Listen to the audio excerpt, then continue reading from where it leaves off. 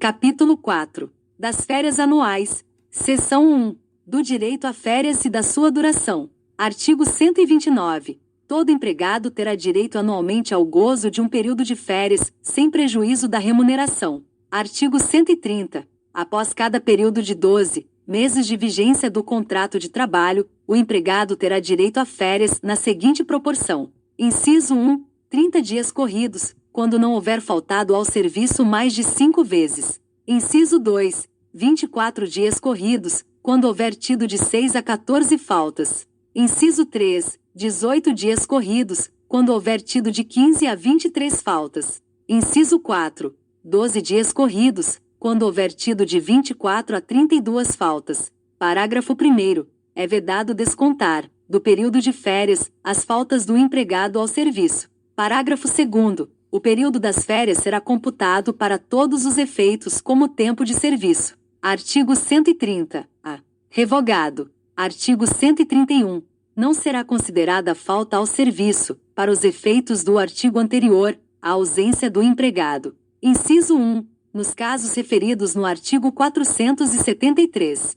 Inciso 2. Durante o licenciamento compulsório da empregada por motivo de maternidade ou aborto, observados os requisitos para percepção do salário maternidade custeado pela Previdência Social. Inciso 3. Por motivo de acidente do trabalho ou enfermidade atestada pelo Instituto Nacional do Seguro Social, INSS, excetuada a hipótese do inciso 4 do artigo 133. Inciso 4. Justificada pela empresa, entendendo-se como tal a que não tiver determinado desconto do correspondente salário. Inciso 5. Durante a suspensão preventiva para responder a inquérito administrativo ou de prisão preventiva, quando for impronunciado ou absolvido. E, inciso 6. Nos dias em que não tenha havido serviço, salvo na hipótese do inciso 3 do artigo 133. Artigo 132. O tempo de trabalho anterior à apresentação do empregado para serviço militar obrigatório será computado no período aquisitivo, desde que ele compareça ao estabelecimento dentro de 90 dias da data em que se verificar a respectiva baixa. Artigo 133. Não terá direito a férias o empregado que, no curso do período aquisitivo, inciso 1, deixar o emprego e não for readmitido dentro de 60 dias subsequentes à sua saída.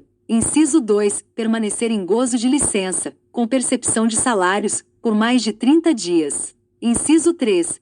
Deixar de trabalhar, com percepção do salário, por mais de 30 dias, em virtude de paralisação parcial ou total dos serviços da empresa. E, inciso 4. Tiver percebido da Previdência Social prestações de acidente de trabalho ou de auxílio-doença por mais de 6 meses, embora descontínuos. Parágrafo 1º. A interrupção da prestação de serviços deverá ser anotada na carteira de trabalho e previdência social. Parágrafo 2º. Iniciar-se-á o decurso de novo período aquisitivo quando o empregado, após o implemento de qualquer das condições previstas neste artigo, retornar ao serviço. Parágrafo 3º. Para os fins previstos no inciso 3º deste artigo, a empresa comunicará ao órgão local do Ministério do Trabalho, com antecedência mínima de 15 dias, as datas de início e fim da paralisação total ou parcial dos serviços da empresa, e em igual prazo comunicará, nos mesmos termos, ao sindicato representativo da categoria profissional, bem como afixará aviso nos respectivos locais de trabalho. Parágrafo 4º. Vetado. Seção 2. Da concessão e da época das férias. Artigo 134. As férias serão concedidas por ato do empregador, em um só período, nos 12 meses subsequentes à data em que o empregado tiver adquirido o direito. Parágrafo 1º. Desde que haja concordância do empregado, as férias poderão ser usufruídas em até 3 períodos, sendo que um deles não poderá ser inferior a 14 dias corridos, os demais não poderão ser inferiores a 5 dias corridos, cada um. Parágrafo 2º. Revogado. Parágrafo 3º. É vedado o início das férias no período de 2 dias que antecede feriado ou dia de repouso semanal remunerado. Artigo 135. A concessão das férias será participada, por escrito, ao empregado, com antecedência de no mínimo 30 dias. Dessa participação o interessado dará recibo. Parágrafo 1º. O empregado não poderá entrar no gozo das férias sem que apresente ao empregador sua carteira de trabalho e previdência social. para que nela seja anotada a respectiva concessão. Parágrafo 2º. A concessão das férias será, igualmente, anotada no livro ou nas fichas de registro dos empregados. Parágrafo 3º. Nos casos em que o empregado possua CTPS em meio digital, a anotação será feita nos sistemas a que se refere o parágrafo 7º do artigo 29 desta consolidação, na forma do regulamento, dispensadas as anotações de que tratam os parágrafos 1º e 2º deste artigo, incluído pela Lei nº 13.874, de 2019. Artigo 136. A época da concessão das férias será a que melhor consulte os interesses do empregador. Parágrafo 1º. Os membros de uma família que trabalharem no mesmo estabelecimento ou empresa terão direito a gozar férias no mesmo período, se assim o desejarem e se disto não resultar prejuízo para o serviço. Parágrafo 2º. O empregado estudante menor de 18 anos terá direito a fazer coincidir suas férias com as férias escolares. Artigo 137. Sempre que as férias forem concedidas após o prazo de que trata o artigo 134, o empregador pagará em dobro a respectiva remuneração. Parágrafo 1º. Vencido o mencionado prazo sem que o empregador tenha concedido as férias, o empregado poderá ajuizar reclamação pedindo a fixação por sentença da época de gozo das mesmas. Parágrafo 2º. A sentença combinará pena diária de 5% do salário mínimo da região, devida ao empregado até que seja cumprida. Parágrafo 3º. Cópia da decisão judicial transitada em julgado será remetida ao órgão local do Ministério do Trabalho, para fins de aplicação da multa de caráter administrativo. Artigo 138. Durante as férias, o empregado não poderá prestar serviços a outro empregador, salvo se estiver obrigado a fazê-lo em virtude de contrato de trabalho regularmente mantido com aquele. Seção 3. Das férias coletivas. Artigo 139. Poderão ser concedidas férias coletivas a todos os empregados de uma empresa ou de determinados estabelecimentos ou setores da empresa. Parágrafo 1º. As férias poderão ser gozadas em 2 períodos anuais desde que nenhum deles seja inferior a 10 dias corridos. Parágrafo 2º. Para os fins previstos neste artigo, o empregador comunicará ao órgão local do Ministério do Trabalho, com antecedência mínima de 15 dias, as datas de início e fim das férias, precisando quais os estabelecimentos ou setores abrangidos pela medida. Parágrafo 3º. Em igual prazo, o empregador enviará cópia da aludida comunicação aos sindicatos representativos da respectiva categoria profissional, e providenciará a fixação de aviso nos locais de trabalho. Artigo 140. Os empregados contratados há menos de 12 meses gozarão, na oportunidade, férias proporcionais, iniciando-se então novo período aquisitivo. Artigo 141. Revogada. Seção 4. Da remuneração e do abono de férias. Artigo 142. O empregado perceberá, durante as férias, a remuneração que lhe for devida na data da sua concessão. Parágrafo 1º. Quando o salário for pago por hora com jornadas variáveis, apurar-se-á a média do período aquisitivo, aplicando-se o valor do salário na data da concessão das férias. Parágrafo 2º. Quando o salário for pago por tarefa, tomar-se-á por base a média da produção no período aquisitivo do direito a férias, aplicando-se o valor da remuneração da tarefa na data da concessão das férias. Parágrafo 3º. Quando o salário for pago por percentagem, comissão ou viagem, apurar-se-á a média percebida pelo empregado nos 12 meses que precederem a concessão das férias. Parágrafo 4º.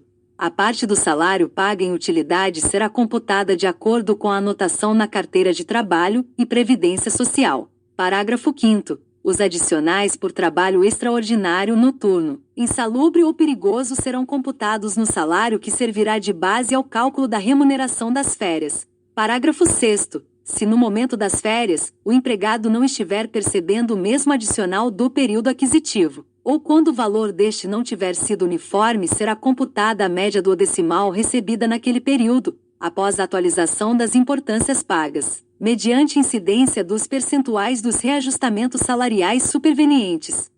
Artigo 143. É facultado ao empregado converter 1/3 do período de férias a que tiver direito em abono pecuniário, no valor da remuneração que lhe seria devida nos dias correspondentes. Parágrafo 1º. O abono de férias deverá ser requerido até 15 dias antes do término do período aquisitivo. Parágrafo 2º. Tratando-se de férias coletivas, a conversão a que se refere este artigo deverá ser objeto de acordo coletivo entre o empregador e o sindicato representativo da respectiva categoria profissional, independendo de requerimento individual à concessão do abono. Parágrafo 3º. Revogado. Artigo 144. O abono de férias de que trata o artigo anterior, bem como concedido em virtude de cláusula do contrato de trabalho, do regulamento da empresa, de convenção ou acordo coletivo, desde que não excedente de 20 dias do salário, não integrarão a remuneração do empregado para os efeitos da legislação do trabalho.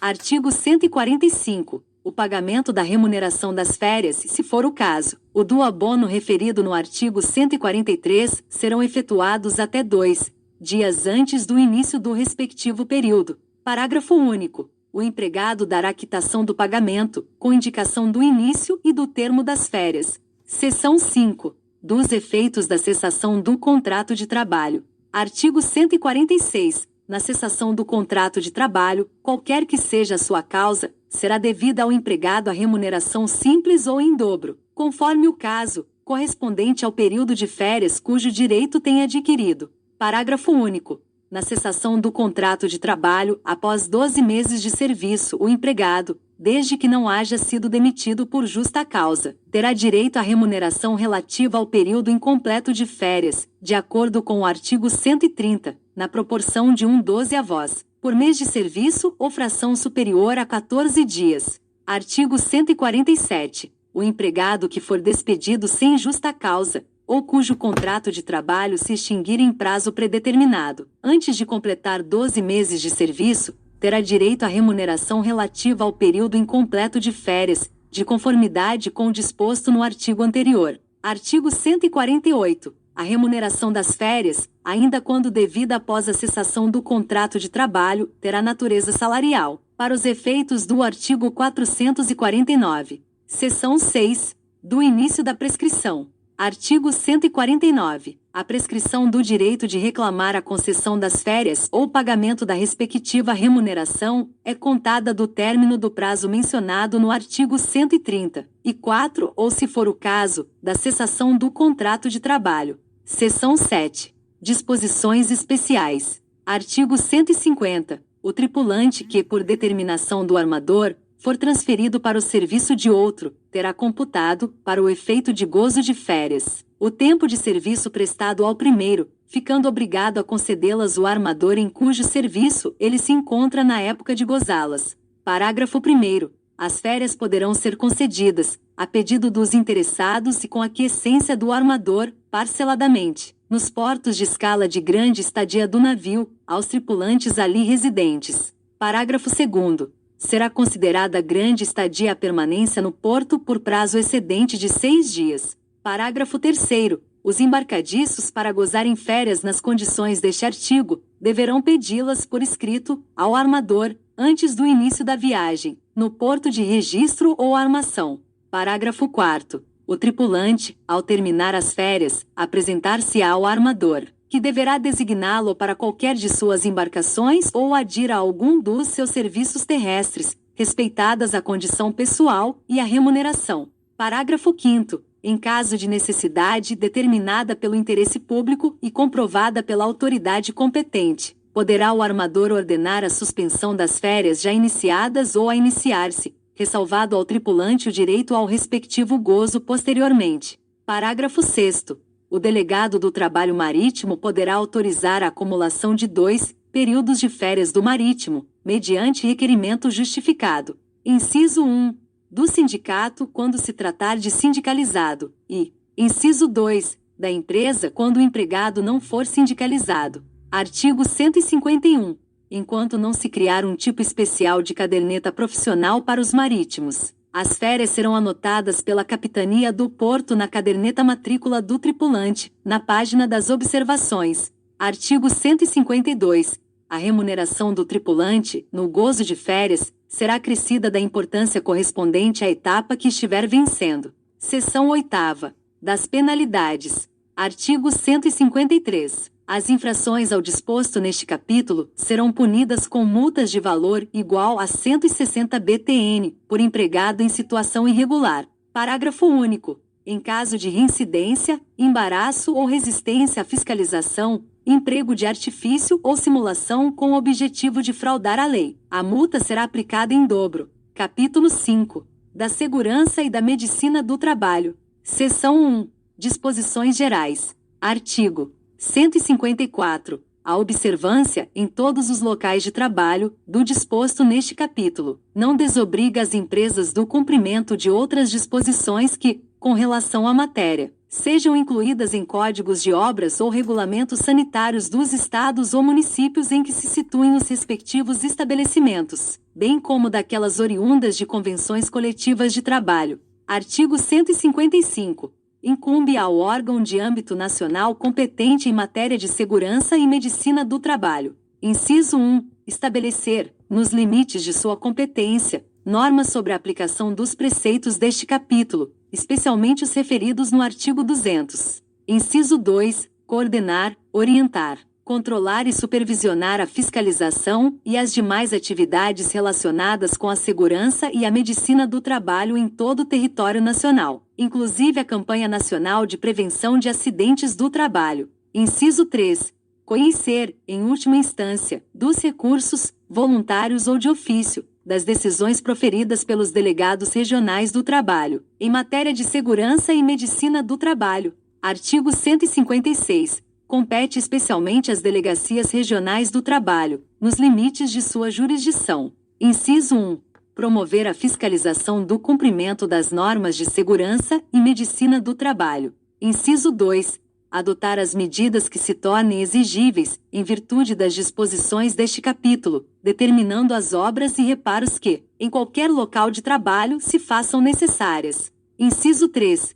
Impor as penalidades cabíveis por descumprimento das normas constantes deste capítulo, nos termos do artigo 201. Artigo 157. Cabe às empresas. Inciso 1. Cumprir e fazer cumprir as normas de segurança e medicina do trabalho. Inciso 2. Instruir os empregados, através de ordens de serviço, quanto às precauções a tomar no sentido de evitar acidentes do trabalho ou doenças ocupacionais. Inciso 3. Adotar as medidas que lhes sejam determinadas pelo órgão regional competente. Inciso 4. Facilitar o exercício da fiscalização pela autoridade competente. Artigo 158. Cabe aos empregados. Inciso 1. Observar as normas de segurança e medicina do trabalho, inclusive as instruções de que trata o item 2 do artigo anterior.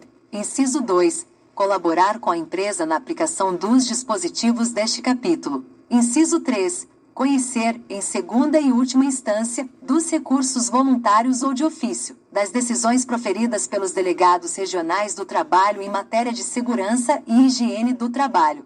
Parágrafo único. Constitui ato faltoso do empregado a recusa injustificada. A. A observância das instruções expedidas pelo empregador na forma do item 2 do artigo anterior. B. Ao uso dos equipamentos de proteção individual fornecidos pela empresa. Artigo 159. Mediante convênio autorizado pelo Ministro do Trabalho, poderão ser delegadas a outros órgãos federais, estaduais ou municipais atribuições de fiscalização ou orientação às empresas quanto ao cumprimento das disposições constantes deste capítulo. Seção 2. Da inspeção prévia e do embargo ou interdição. Artigo 160. Nenhum estabelecimento poderá iniciar suas atividades sem prévia inspeção e aprovação das respectivas instalações pela autoridade regional competente em matéria de segurança e medicina do trabalho. Parágrafo 1º. Nova inspeção deverá ser feita quando ocorrer modificação substancial nas instalações, inclusive equipamentos, que a empresa fica obrigada a comunicar prontamente à Delegacia Regional do Trabalho. Parágrafo 2º. É facultado às empresas solicitar prévia aprovação, pela Delegacia Regional do Trabalho, dos projetos de construção e respectivas instalações, embargo ou interdição. Artigo 161. O delegado regional do trabalho, à vista do laudo técnico do serviço competente que demonstre grave e iminente risco para o trabalhador, poderá interditar estabelecimento, setor de serviço, máquina ou equipamento, ou embargar obra, indicando na decisão, tomada com a brevidade que a ocorrência exigir, as providências que deverão ser adotadas para a prevenção de infortúnios de trabalho. Parágrafo 1º.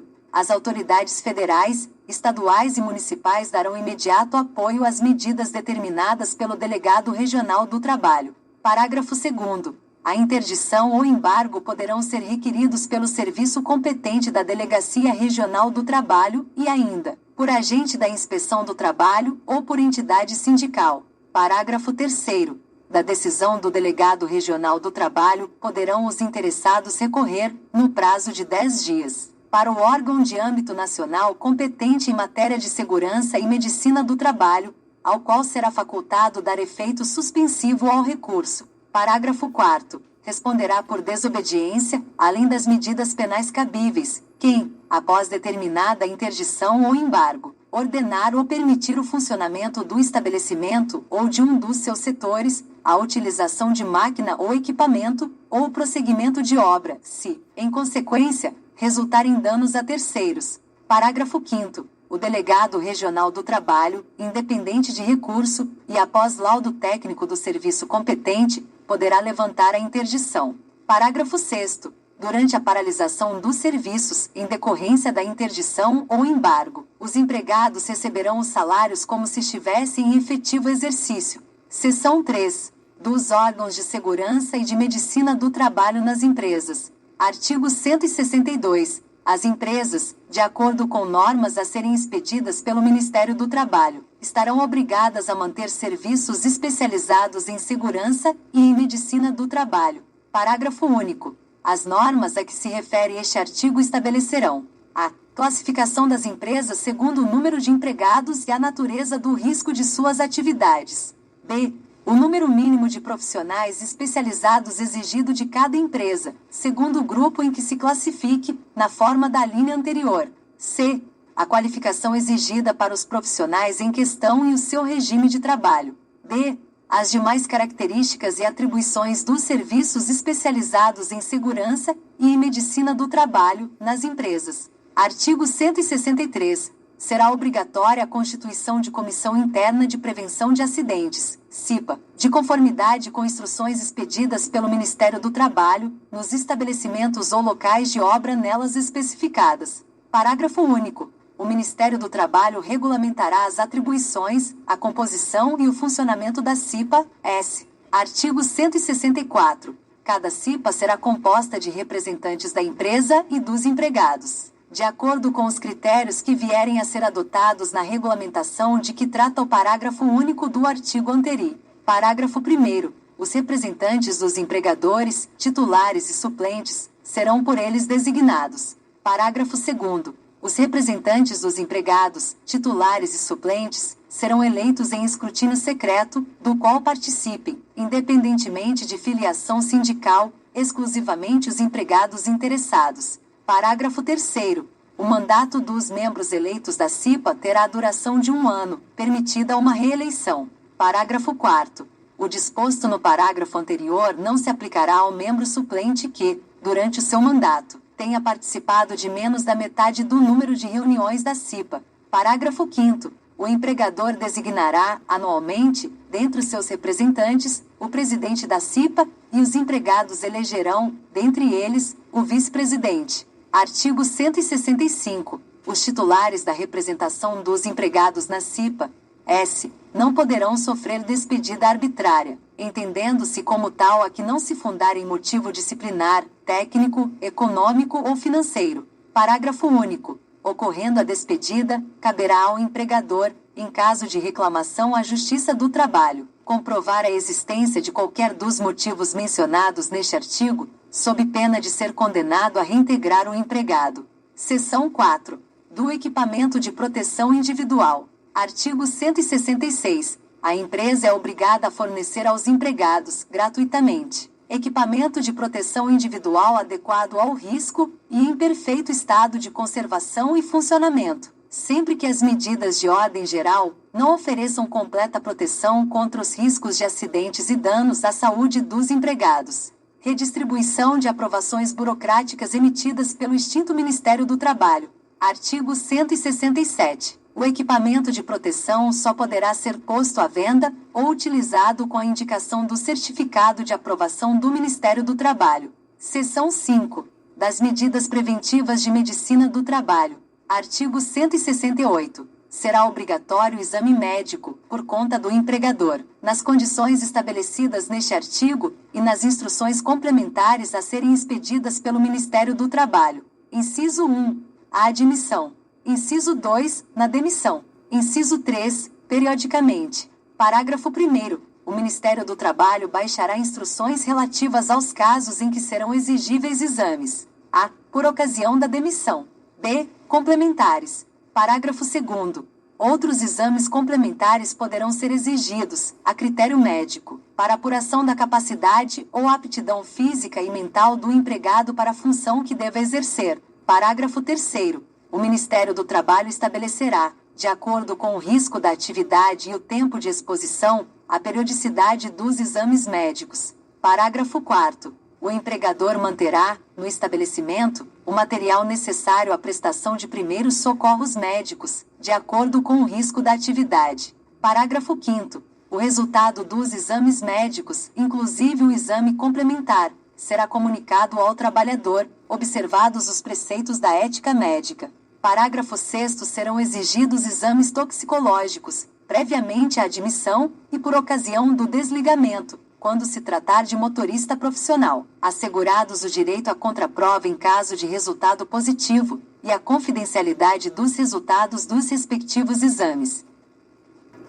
Parágrafo 7º. Para os fins do disposto no parágrafo 6º, será obrigatório o exame toxicológico com janela de detecção mínima de 90 dias, específico para substâncias psicoativas que causem dependência ou comprovadamente comprometam a capacidade de direção, podendo ser utilizado para essa finalidade o exame toxicológico previsto na Lei nº 9.503, de 23 de setembro de 1997, Código de Trânsito Brasileiro, desde que realizado nos últimos 60 dias. Artigo 169. Será obrigatória a notificação das doenças profissionais e das produzidas em virtude de condições especiais de trabalho, comprovadas ou objeto de suspeita, de conformidade com as instruções expedidas pelo Ministério do Trabalho. Seção 6. Das edificações. Artigo 170. As edificações deverão obedecer aos requisitos técnicos que garantam perfeita segurança aos que nelas trabalhem.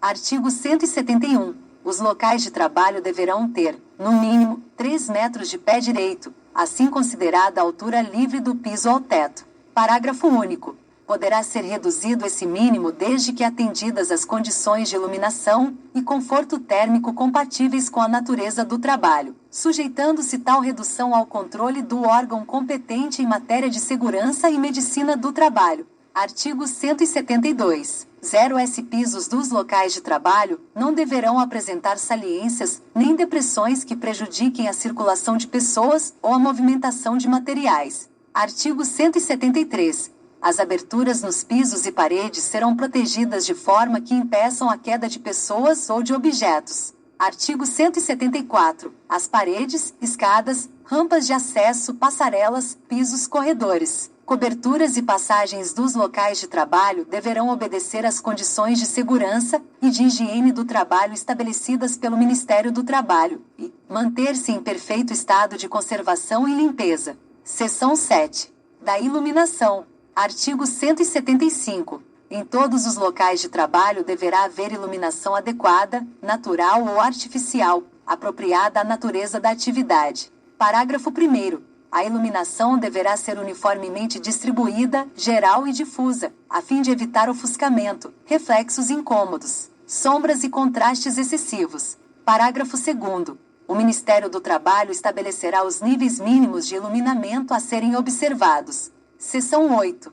Do conforto térmico. Artigo 176. Os locais de trabalho deverão ter ventilação natural, compatível com o serviço realizado. Parágrafo único. A ventilação artificial será obrigatória sempre que a natural não preencha as condições de conforto térmico. Artigo 177. Se as condições de ambiente se tornarem desconfortáveis, em virtude de instalações geradoras de frio ou de calor, será obrigatório o uso de vestimenta adequada para o trabalho em tais condições ou de capelas, anteparos, paredes duplas, isolamento térmico e recursos similares, de forma que os empregados fiquem protegidos contra as radiações térmicas. Artigo 178. As condições de conforto térmico dos locais de trabalho devem ser mantidas dentro dos limites fixados pelo Ministério do Trabalho. Seção 9. Das instalações elétricas. Artigo 179. O Ministério do Trabalho disporá sobre as condições de segurança e as medidas especiais a serem observadas relativamente a instalações elétricas, em qualquer das fases de produção, transmissão, distribuição ou consumo de energia.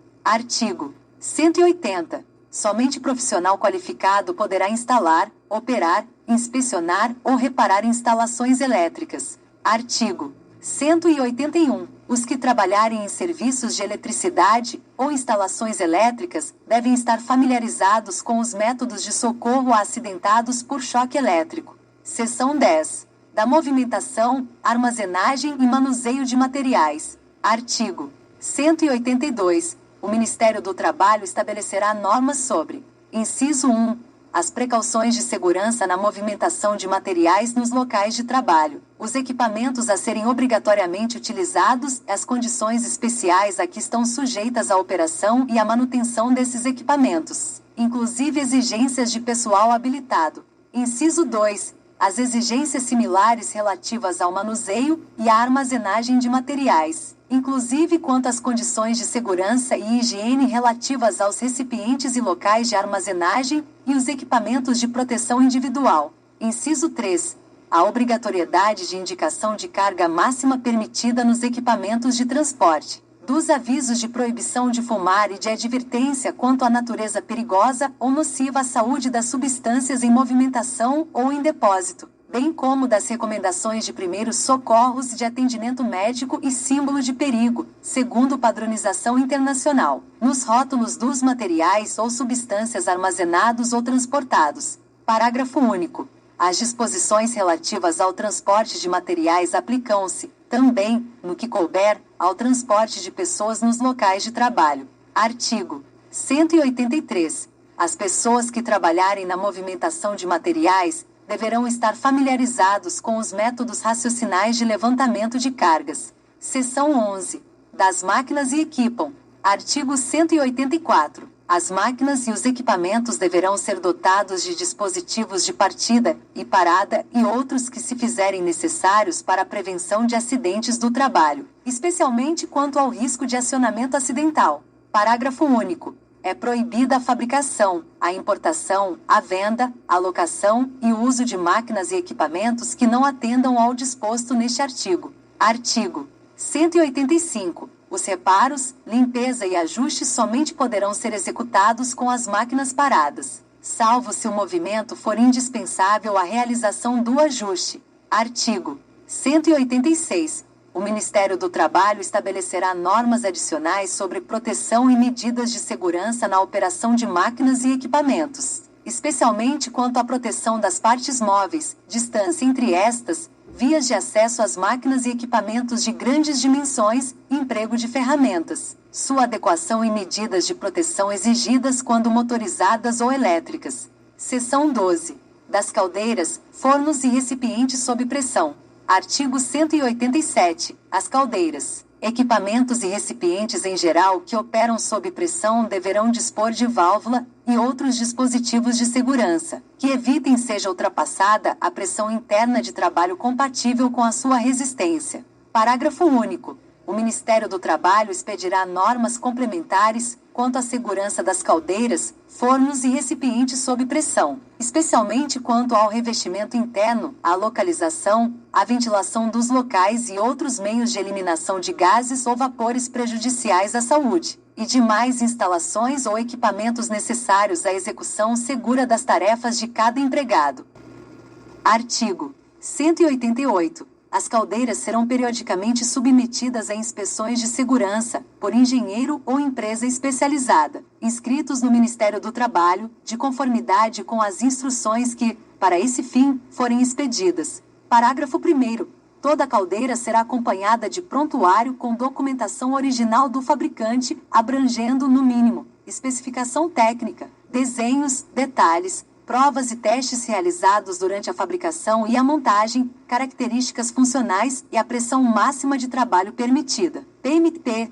Esta última indicada em local visível na própria caldeira. Parágrafo 2º. O proprietário da caldeira deverá organizar, manter atualizado e apresentar, quando exigido pela autoridade competente, o registro de segurança, no qual serão anotadas, sistematicamente, as indicações das provas efetuadas, inspeções, reparos e quaisquer outras ocorrências. Parágrafo 3º. Os projetos de instalação de caldeiras, fornos e recipientes sob pressão deverão ser submetidos à aprovação prévia do órgão regional competente em matéria de segurança do trabalho. Seção 13. Das atividades insalubres ou perigosas. Artigo 189. Serão consideradas atividades ou operações insalubres aquelas que, por sua natureza, condições ou métodos de trabalho, exponham os empregados a agentes nocivos à saúde, acima dos limites de tolerância fixados em razão da natureza e da intensidade do agente e do tempo de exposição aos seus efeitos.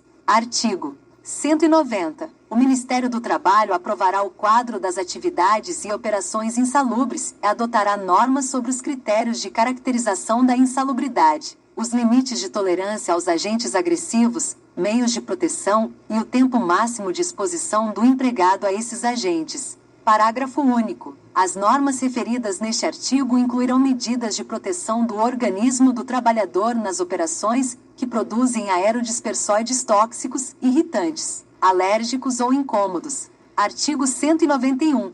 A eliminação ou a neutralização da insalubridade ocorrerá. Inciso 1. Com a adoção de medidas que conservem o ambiente de trabalho dentro dos limites de tolerância. Inciso 2. Com a utilização de equipamentos de proteção individual ao trabalhador, que diminuam a intensidade do agente agressivo a limites de tolerância. Parágrafo único. Caberá às delegacias regionais do trabalho, comprovada a insalubridade, notificar as empresas, estipulando prazos para sua eliminação ou neutralização, na forma deste artigo. Artigo 192. O exercício de trabalho em condições insalubres, acima dos limites de tolerância estabelecidos pelo Ministério do Trabalho, assegura a percepção de adicional respectivamente de 40%, 20% e 10% do salário mínimo da região, segundo se classifiquem nos graus máximo, médio e mínimo. Artigo 193. São consideradas atividades ou operações perigosas, na forma da regulamentação aprovada pelo Ministério do Trabalho e Emprego, aquelas que, por sua natureza ou métodos de trabalho, impliquem risco acentuado em virtude de exposição permanente do trabalhador. Inciso 1. Inflamáveis, explosivos ou energia elétrica. Inciso 2. Roubos ou outras espécies de violência física nas atividades profissionais de segurança pessoal ou patrimonial. Parágrafo 1º. O trabalho em condições de periculosidade assegura ao empregado um adicional de 30%, sobre o salário sem os acréscimos resultantes de gratificações, prêmios ou participações nos lucros da empresa. Parágrafo 2º. O empregado poderá optar pelo adicional de insalubridade que porventura lhe seja devido. Parágrafo 3º. Serão descontados ou compensados do adicional outros da mesma natureza eventualmente já concedidos ao vigilante por meio de acordo coletivo. Parágrafo 4º. São também consideradas perigosas as atividades de trabalhador em motocicleta. Artigo 194. O direito do empregado ao adicional de insalubridade ou de periculosidade cessará com a eliminação do risco à sua saúde ou integridade física, nos termos desta seção e das normas expedidas pelo Ministério do Trabalho. Artigo 195. A caracterização e a classificação da insalubridade e da periculosidade, segundo as normas do Ministério do Trabalho, far-se-ão através de perícia a cargo de médico do trabalho ou engenheiro do trabalho, registrados no Ministério do Trabalho. Parágrafo 1º. É facultado às empresas e aos sindicatos das categorias profissionais interessadas requererem ao Ministério do Trabalho a realização de perícia em estabelecimento ou setor deste, com o objetivo de caracterizar e classificar ou delimitar as atividades insalubres ou perigosas. Parágrafo 2º. arguida em juízo insalubridade ou periculosidade, seja por empregado, seja por sindicato em favor de grupo de associado. O juiz designará perito habilitado na forma deste artigo, e, onde não houver, requisitará perícia ao órgão competente do Ministério do Trabalho. Parágrafo 3º. O disposto nos parágrafos anteriores não prejudica a ação fiscalizadora do Ministério do Trabalho, nem a realização ex officio da perícia. Parágrafo 4º. Antes de aceso um forno, serão tomadas precauções para evitar explosões ou retrocesso de chama. Artigo 196. Os efeitos pecuniários decorrentes do trabalho, em condições de insalubridade ou periculosidade, serão devidos a contar da data da inclusão da respectiva atividade, nos quadros aprovados pelo Ministro do Trabalho, respeitadas as normas do artigo 11. Artigo 197. Os materiais e substâncias empregados, manipulados ou transportados nos locais de trabalho, quando perigosos ou nocivos à saúde, devem conter, no rótulo, sua composição, recomendações de socorro imediato e o símbolo de perigo correspondente, segundo a padronização internacional. Parágrafo único. Os estabelecimentos que mantenham as atividades previstas neste artigo afixarão, nos setores de trabalho atingidas, avisos ou cartazes, com advertência quanto aos materiais e substâncias perigosos ou nocivos à saúde. Seção 14. Da prevenção da fadiga. Artigo 198. É de 60 kg, o peso máximo que o empregado pode remover individualmente, ressalvadas as disposições especiais relativas ao trabalho do menor e da mulher. Parágrafo único. Não está compreendida na proibição deste artigo a remoção de material feita por impulsão ou tração de vagonetes sobre trilhos, carros de mão ou quaisquer outros aparelhos mecânicos, podendo o Ministério do Trabalho, em tais casos, fixar limites diversos, que evitem sejam exigidos do empregado serviços superiores às suas forças. Artigo 199. Será obrigatória a colocação de assentos que assegurem postura correta ao trabalhador, capazes de evitar posições incômodas ou forçadas, sempre que a execução da tarefa exija que trabalhe sentado. Parágrafo único. Quando o trabalho deva ser executado de pé, os empregados terão à sua disposição assentos para serem utilizados nas pausas que o serviço permitir. Seção 15. Das outras medidas especiais de proteção. Artigo 200. Cabe ao Ministério do Trabalho estabelecer disposições complementares às normas de que trata este capítulo, tendo em vista as peculiaridades de cada atividade ou setor de trabalho, especialmente sobre: inciso 1. Medidas de prevenção de acidentes e os equipamentos de proteção individual em obras de construção, demolição ou reparos. Inciso 2. Depósitos, armazenagem e manuseio de combustíveis, inflamáveis e explosivos, bem como trânsito e permanência nas áreas respectivas. Inciso 3. Trabalho em escavações, túneis, galerias, minas e pedreiras, sobretudo quanto à prevenção de explosões, incêndios, desmoronamentos e soterramentos, eliminação de poeiras, gases, etc. e facilidades de rápida saída dos empregados. Inciso 4. Proteção contra incêndio em geral e as medidas preventivas adequadas, com exigências ao especial revestimento de portas e paredes, construção de paredes contra fogo,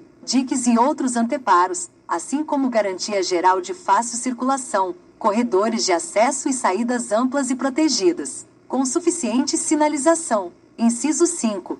Proteção contra insolação, calor, frio, umidade e ventos, sobretudo no trabalho a céu aberto, com provisão, quanto a este, de água potável. Alojamento ou profilaxia de endemias. Inciso 6. Proteção do trabalhador exposto a substâncias químicas nocivas, radiações ionizantes e não ionizantes, ruídos, vibrações e trepidações ou pressões anormais ao ambiente de trabalho, com especificação das medidas cabíveis para eliminação ou atenuação desses efeitos, limites máximos quanto ao tempo de exposição, a intensidade da ação ou de seus efeitos sobre o organismo do trabalhador, exames médicos obrigatórios, limites de idade e controle permanente dos locais de trabalho e das demais exigências que se façam necessárias. Inciso 7. Higiene nos locais de trabalho com discriminação das exigências, instalações sanitárias com separação de sexos, chuveiros, lavatórios, vestiários e armários individuais, refeitórios ou condições de conforto por ocasião das refeições, fornecimento de água potável, condições de limpeza dos locais de trabalho e modo de sua execução, tratamento de resíduos industriais. Inciso 8. Emprego das cores nos locais de trabalho, inclusive nas sinalizações de perigo. Parágrafo único. Tratando-se de radiações ionizantes e explosivos, as normas a que se referem este artigo serão expedidas de acordo com as resoluções a respeito adotadas pelo órgão técnico. Seção 16. Das penalidades. A atualização do valor das multas. Artigo 201. As infrações ao disposto neste capítulo relativas à medicina do trabalho serão punidas com multa de 3 a 30 vezes o valor de referência previsto no artigo 2º, parágrafo único, da Lei nº 6.205, de 29 de abril de 1975, e as concernentes à segurança do trabalho com multa de 5 a 50 vezes o mesmo valor. Parágrafo único. Em caso de reincidência, embaraço ou resistência à fiscalização, emprego de artifício ou simulação com o objetivo de fraudar a lei, a multa será aplicada em seu valor máximo. Artigos 202 ao 223 revogados.